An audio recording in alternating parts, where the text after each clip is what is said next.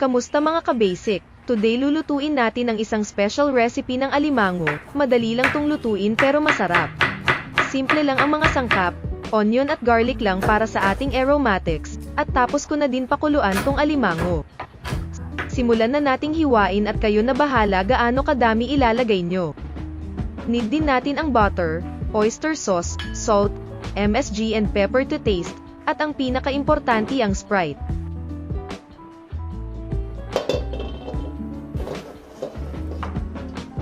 Magpainit lang ng pan at igisa na natin ang garlic at onion.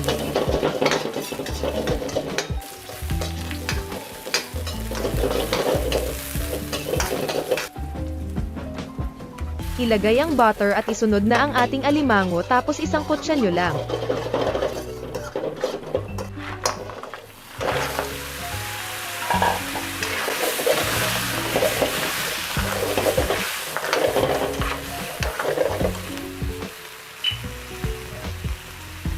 Sunod ilagay nyo na din ang oyster sauce at ang Sprite, mga 100 ml ang inilagay ko dito.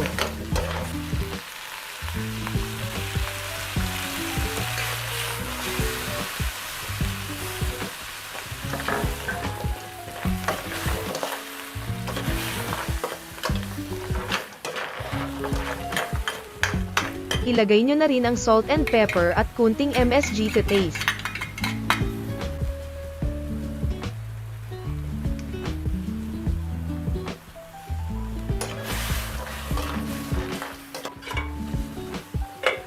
Takpan lang at lutuin sa low heat for about 3 minutes. Yan at tapos na ang ating simple at masarap na alimango recipe.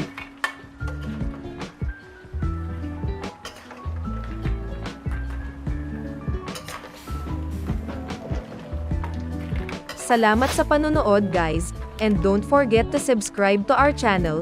Pwede nyo rin visit ang aming bagong website, lutongbasic.com. Salamat at see you on the next episode.